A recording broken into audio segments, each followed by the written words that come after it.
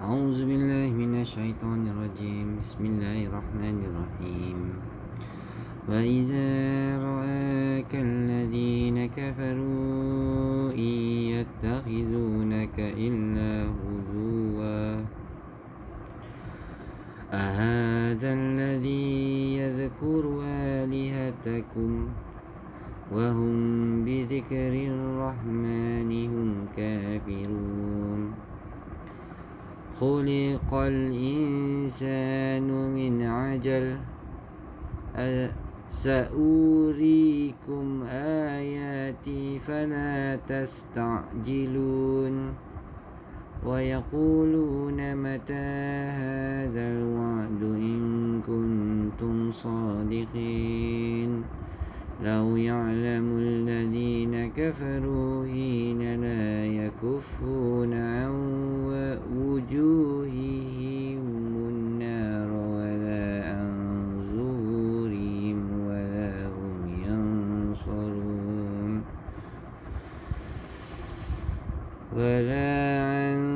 ظهورهم ولا هم ينصرون بل تأتيهم بغتة فتبهتهم فلا يستطيعون ردها ولا هم ينظرون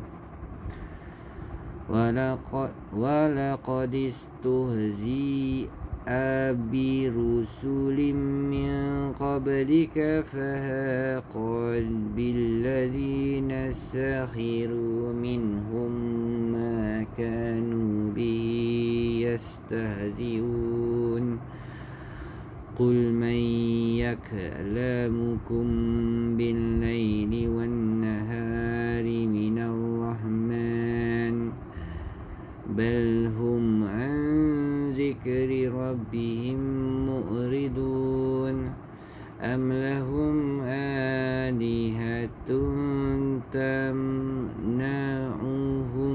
من دوننا لا يستطيعون نصر أنفسهم ولا هم منا يصحبون بل متعنا هؤلاء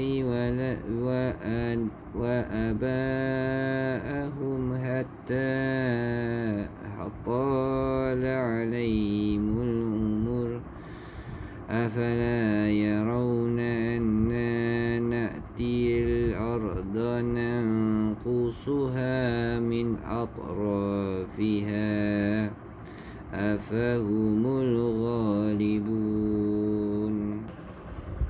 Dan apabila orang-orang kafir itu melihat engkau Muhammad, mereka hanya menjadikan engkau sebagai bahan ejekan. Mereka mengatakan, adakah ini orang yang mencela Tuhan-Tuhanmu? Padahal mereka orang yang ingkar mengingat Allah yang Maha Pemurah.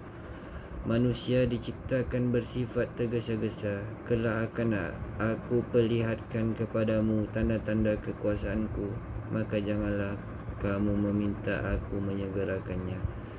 Dan mereka berkata, bilakah janji itu akan datang? Jika kamu orang yang benar. Seandainya orang kafir itu mengetahui ketika mereka tidak mampu mengelakkan api neraka daripada wajah dan punggung mereka, sedang mereka tidak mendapat pertolongan, tentu mereka tidak mahu ia disegerakan. Sebenarnya hari kiamat itu akan datang kepada mereka secara tiba-tiba, lalu mereka menjadi panik. Maka mereka tidak sanggup menolaknya dan tidak pula diberikan penangguhan waktu. Sesungguhnya Rasul-Rasul sebelum engkau Muhammad telah dipermain-mainkan, maka turunlah siksaan ke atas orang-orang yang mencemooh atas orang-orang yang telah mencemooh atas apa yang dibawa oleh Rasul-Rasul dan selalu mereka perolok-olokkan. Katakanlah, siapakah yang akan menjaga kamu pada waktu malam dan siang daripada siksaan Allah yang Maha Pemurah? Tetapi mereka enggan mengingat Tuhan mereka. Atau mereka mempunyai Tuhan-Tuhan yang dapat memelihara mereka daripada azab kami. Tuhan-Tuhan mereka itu tidak sanggup menolong diri mereka sendiri dan tidak pula melindungi mereka daripada azab kami. Sebenarnya kami telah memberi mereka dan nenek moyang mereka kenikmatan hidup di dunia hingga panjang usia mereka. Adakah mereka tidak melihat bahawa kami datang ke negeri-negeri yang berada di bawah kekuasaan orang kafir, lalu kami kurangkan keluasannya daripada hujung-hujung negeri? Adakah mereka yang menang? Jamalin ajala al-ajalah, artinya menuntut dan menginginkan sesuatu sebelum tiba waktunya akibat dorongan hawa nafsu. Oleh sebab itu secara umum dalam Al-Quran kata ini bernada buruk, sehingga dikatakan tergesa-gesa itu dari syaitan. Firman Allah, kelak akan aku perlihatkan kepadamu tanda-tanda kekuasaanku, maka janganlah kamu meminta aku menyegerakannya. Al-Anbiya 21:37. Dan janganlah engkau Muhammad tergesa-gesa membaca Al-Quran sebelum selesai diwahyukan kepadamu. Surah Taha 21:44.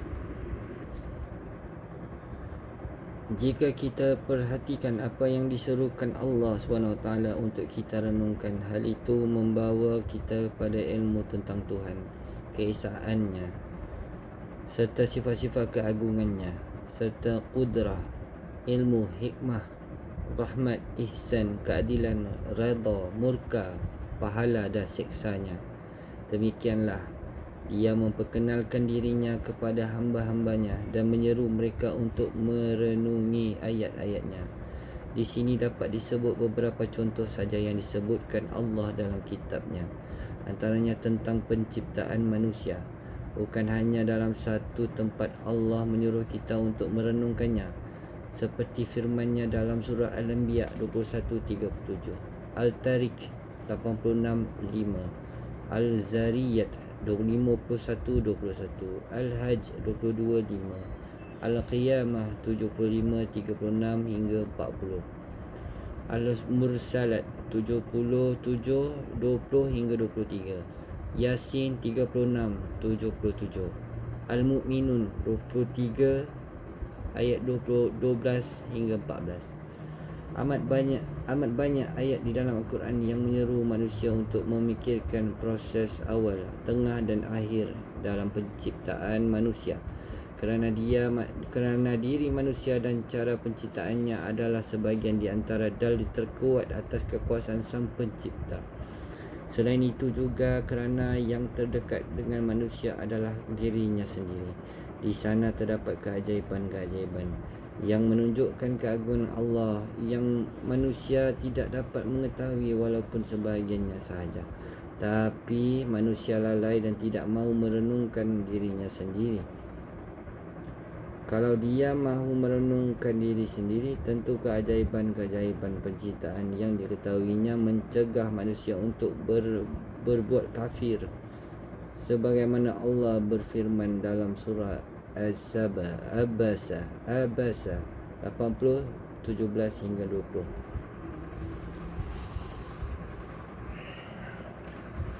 Allah ketika menyebutkan hal ini berulang kali di telinga kita, bukan hanya agar kita mendengar kata nuftah, alaqah, mudghah, turab, atau agar kita membincangkannya sahaja, atau sekadar ingin memberitahukan kepada kita, tetapi maksud dan tujuan Tuhan adalah untuk sesuatu yang berada di sebalik itu semua.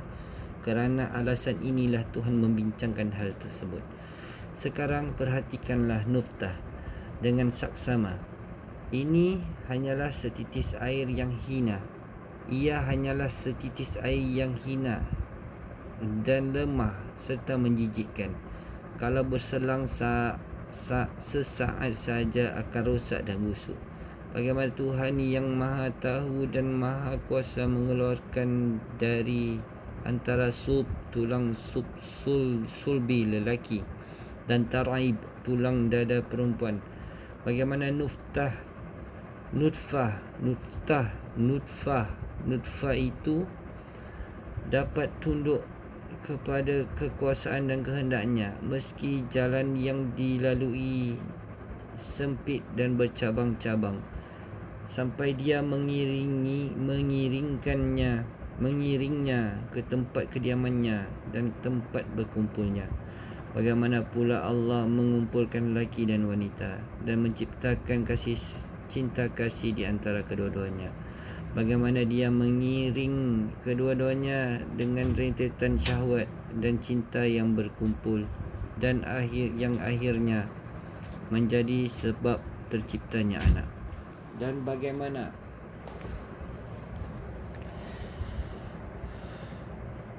bagaimana dia menetapkan bertemunya dua air itu, padahal letak kedua-dua air itu sebelumnya berjauhan. Bagaimana Allah mengiringnya daripada dasar-dasar urat dan organ yang dalam dan mengumpulkan kedua-duanya di satu tempat yang dijadikan sebagai tempat kediamannya yang kukuh, tidak tersentuh udara sehingga rosak atau dingin sehingga membeku, dan tidak terjangkau oleh penyakit. Kemudian dia mengubah nutfah yang amat putih itu menjadi alaqah yang merah kehitaman, lalu dijadikannya mudghah, segumpal daging yang berbeza dengan alaqah dalam warna, hakikat dan bentuknya. Lalu dia menjadikannya tulang belulang tanpa pembungkus yang berbeza dengan mudghah dalam bentuknya, keadaannya, ukurannya dan warnanya. Melihat bagaimana dia membahagi bahagian-bahagiannya mirip dan sama itu menjadi organ-organ, tulang-tulang, urat-urat dan otot-otot. Ada yang keras, lunak dan sedang. Kemudian bagaimana dia mengikat antara bahagian-bahagiannya dengan ikatan tali paling kuat yang paling sulit terhurai. Bagaimana ia membungkusnya dengan daging yang dijadikannya sebagai wadah, penutup dan pelindungnya, dan menjadikan tulang itu sebagai alat yang membawa daging tersebut dan yang menjadikannya berdiri tegak. Jadi daging berdiri dengan bantuan tulang dan tulang berlindung dengan daging.